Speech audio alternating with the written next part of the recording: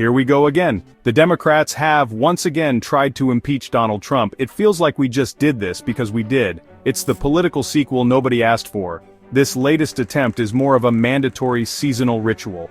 They say the definition of insanity is doing the same thing over and over again and expecting a different result. The whole spectacle has become a parody of itself, the slow, inevitable march toward a vote that goes down in flames.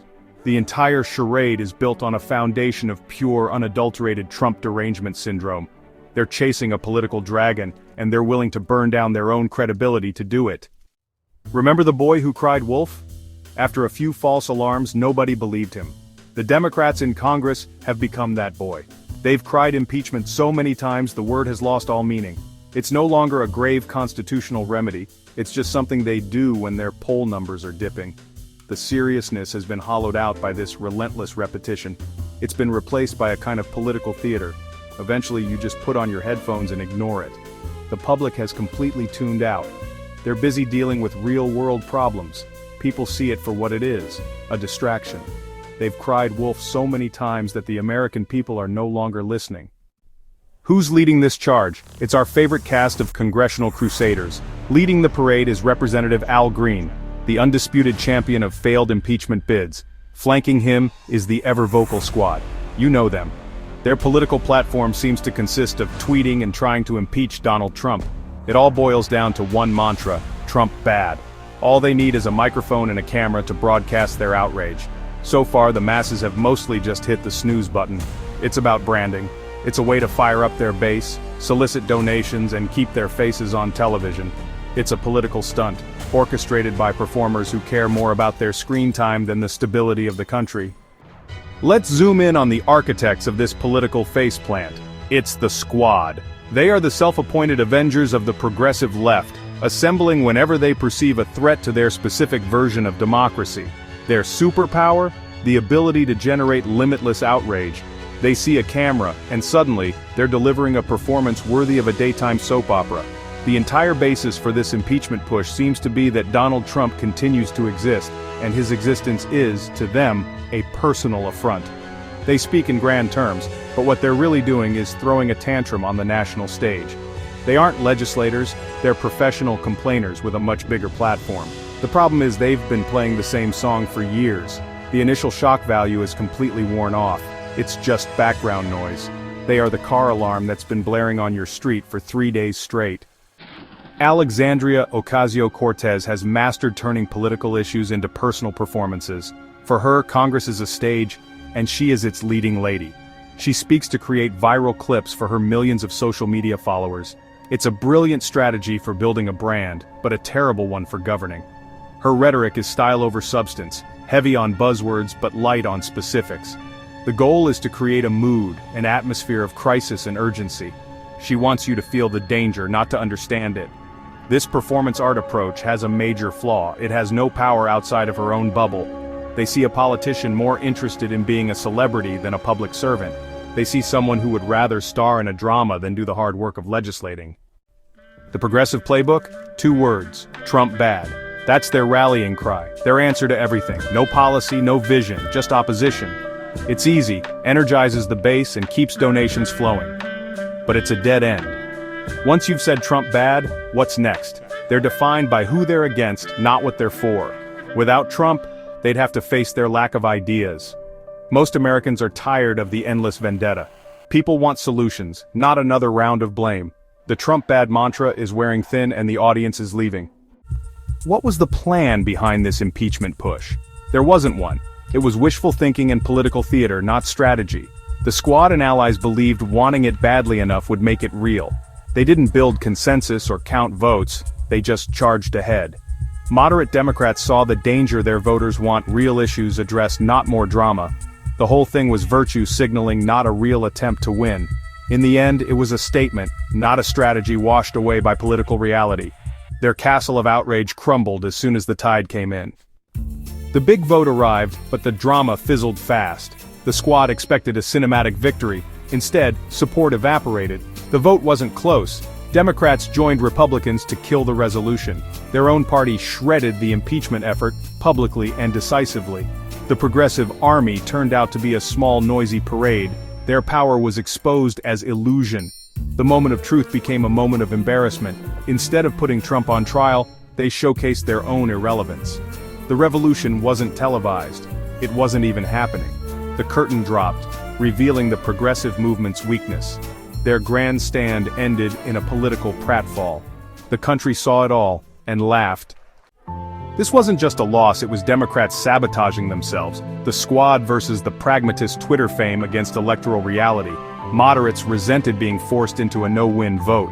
The party's unity shattered, exposing deep divisions. Progressives wanted a show, moderates wanted to survive. The result? Self-inflicted wounds and a gift to Republicans. In trying to hurt Trump, progressives hurt their own party. They aimed at the enemy and hit themselves. Who killed the impeachment? A majority of Democrats, 128 of them. These are the realists, focused on survival, not Twitter applause. For them, this was about not handing Republicans an easy win. Party leaders scrambled to stop the self-destructive push. The progressives set a trap, but their own party fell in. Moderates had to choose look extreme or face the online mob. Most chose sanity, hoping voters would notice. The responsible adults cleaned up the mess. Progressives thought they'd corner Republicans. Instead, they cornered themselves. After the failure, the blame game exploded. Progressives claimed a moral victory and blamed everyone but themselves. Moderates hid behind process, too scared to admit the truth. Both sides spun excuses, avoiding responsibility. No one told the plain truth. The impeachment push was doomed from the start. The spectacle exposed deep, hilarious divisions in the party. The only thing they achieved was making their own dysfunction public. The fog of excuses can't hide the reality. This was a total flop. So, what happens after a defeat this total? A normal person might take a moment for self-reflection, but we are not talking about normal people here. Their response to this spectacular failure was to double down. Almost immediately after the vote failed, the architects of the disaster were vowing to continue the fight. They learned absolutely nothing from the experience. They are political zombies, marching forward with no other purpose than to repeat the same failed action. It confirms that this was never about achieving a political goal. It was about the performance, the ritual. It's a narrative that plays great with their base and keeps the small-dollar donations rolling in. The aftermath of the vote leaves the Democratic Party in a worse position than before. They'll be back. They can't help themselves.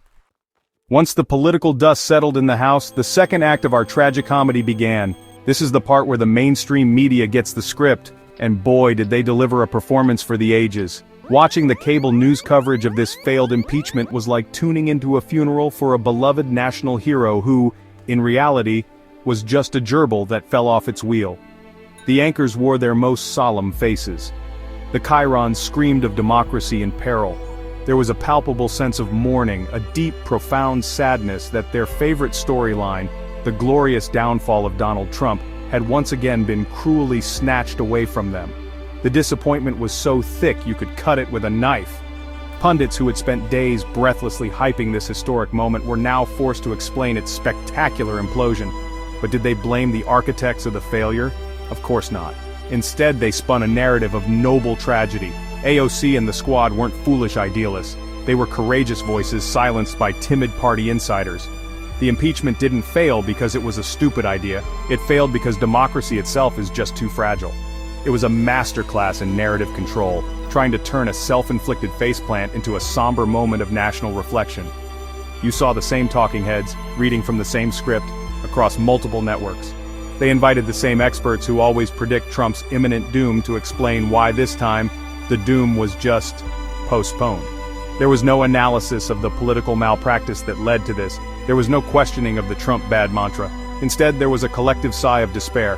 They acted as if a great injustice had been done.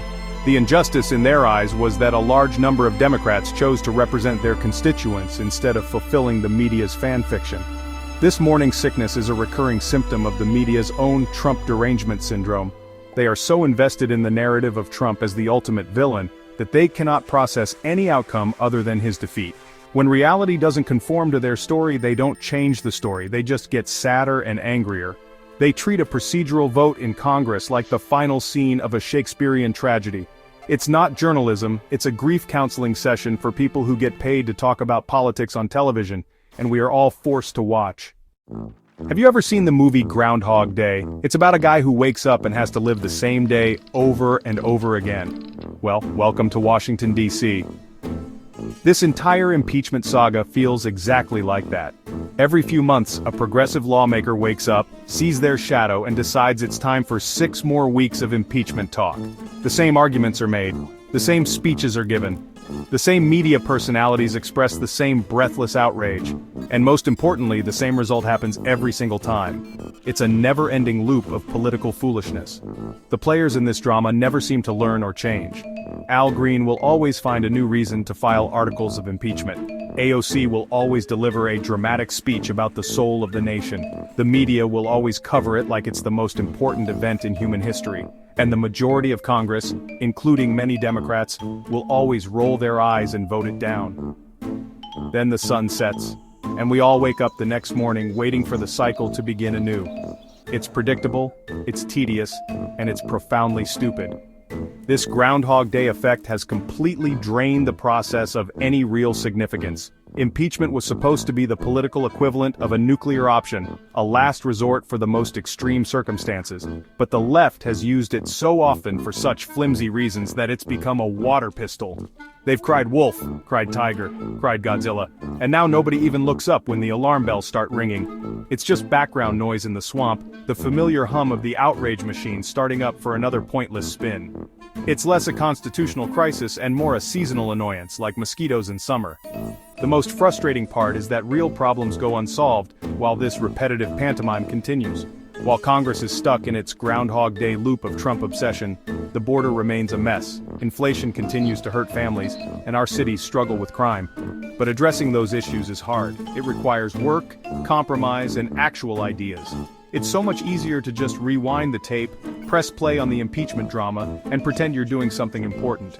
It's a distraction not just for the public, but for the politicians themselves, from their own legislative incompetence. The best part of any political circus is listening to the clowns, and this one did not disappoint. The quotes that came out of this impeachment flameout are destined for the Museum of Political Absurdity. On one side, you had the progressives, wrapping their failure in the language of martyrdom. Representative Ilhan Omar probably said something profound like, "We may not have won the vote, but we spoke truth to power, and that is a victory in itself." Then you have the ringleader himself, Representative Al Green. He's the undisputed king of impeachment quotes. He speaks as if he's Winston Churchill. But his political accomplishments are more on par with a guy who keeps trying to start a wave at a baseball game by himself. On the other side, you had the Democrats who voted no, trying to explain themselves without enraging their base. And of course, we can't forget the Republicans. Their quotes were a mix of amusement and "I told you so." The Democrats are so busy fighting each other that the GOP can just sit back and release a statement pointing out the obvious. Let's dissect the media's favorite phrase, the one they roll out for every occasion like a prized show pony, a threat to our democracy. This phrase has become a magic incantation for the left and their allies in the press. It's a way to elevate any political disagreement into an existential crisis. Don't like a particular policy? It's a threat to our democracy. A politician you dislike says something you find offensive? Threat to our democracy. A vote doesn't go your way? You guessed it. A grave and imminent threat to the very foundations of our democratic republic. During this impeachment fiasco, the playbook was followed to the letter. Step 1, frame the issue. The attempt to impeach Trump wasn't a partisan stunt, it was a noble effort to defend democracy.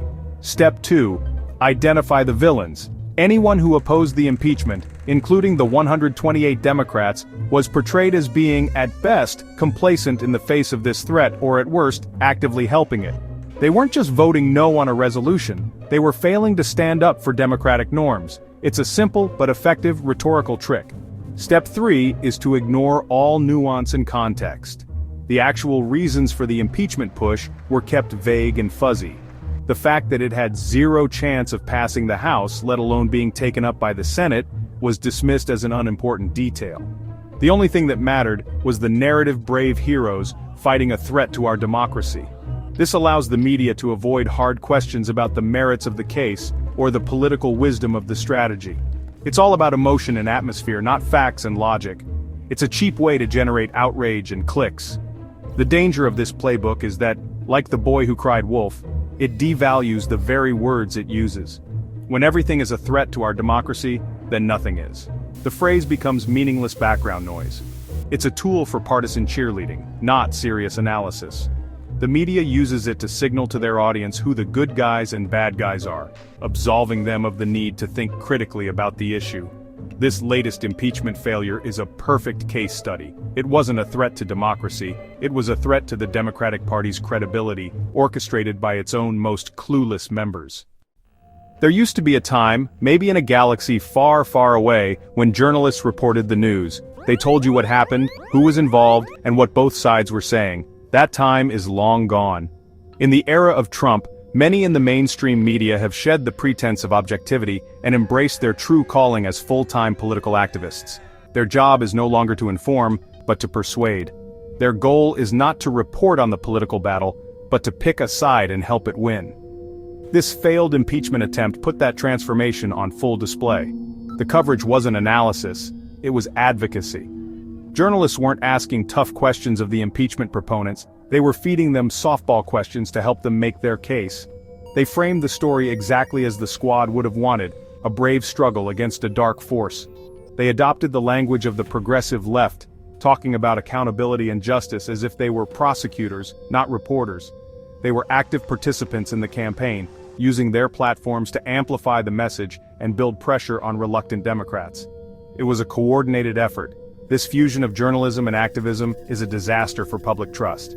When people see reporters openly rooting for one side, they stop believing anything they say. The media becomes just another player in the political game, another special interest group pushing an agenda.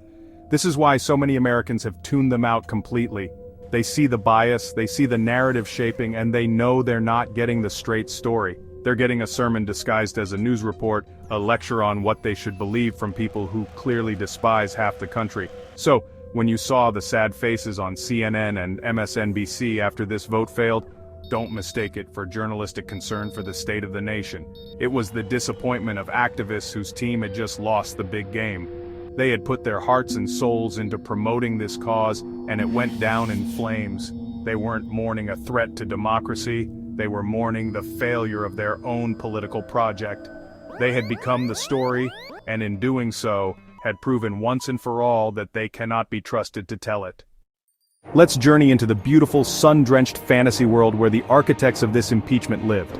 Their plan was flawless. They genuinely believed that by forcing this vote, they would create a moment of pure, undeniable, moral clarity.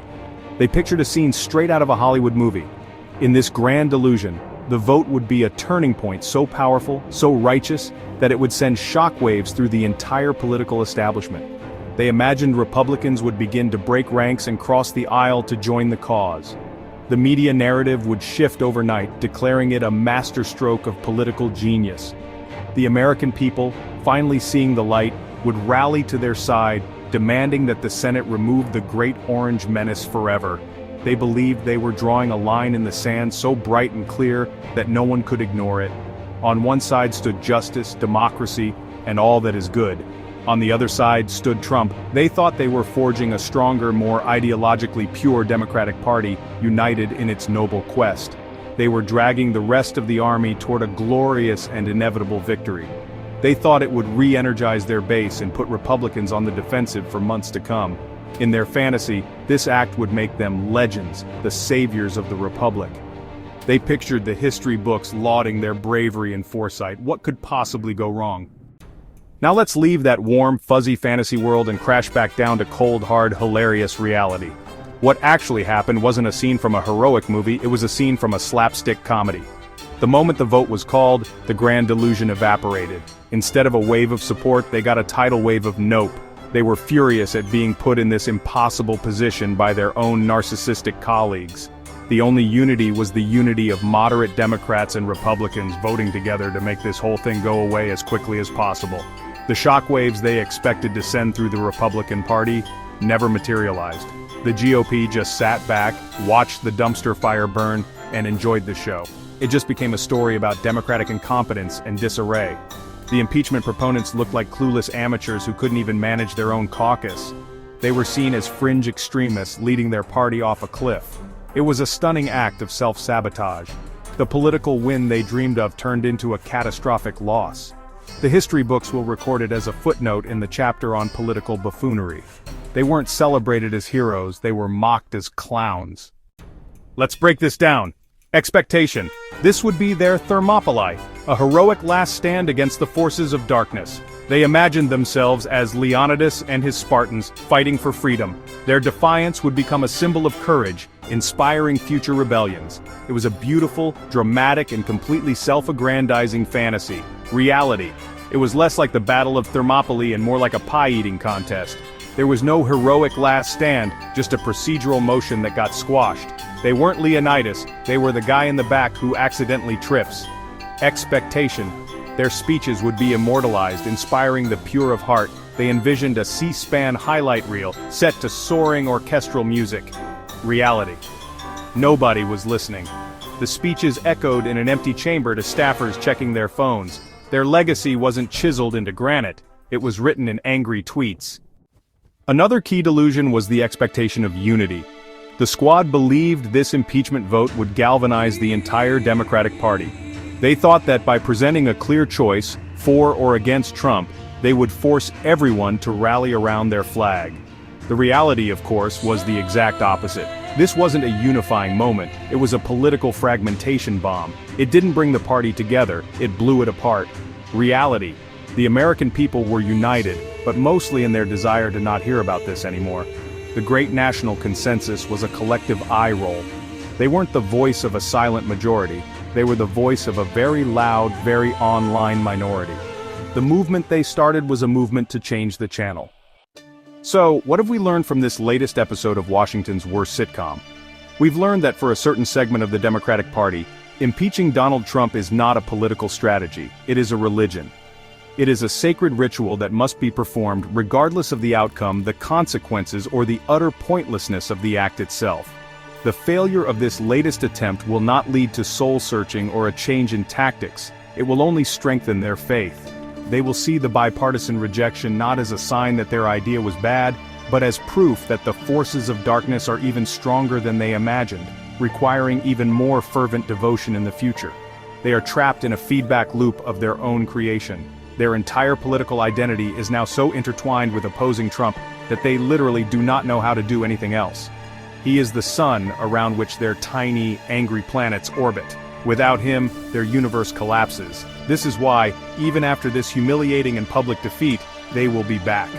You can bet on it. The Trump bad mantra is the only song they know how to sing, and they will keep singing it long after the audience has gone home, the lights have been turned off, and the janitor is sweeping the floors. The brilliant irony is that they are the ones keeping Trump's political pulse beating.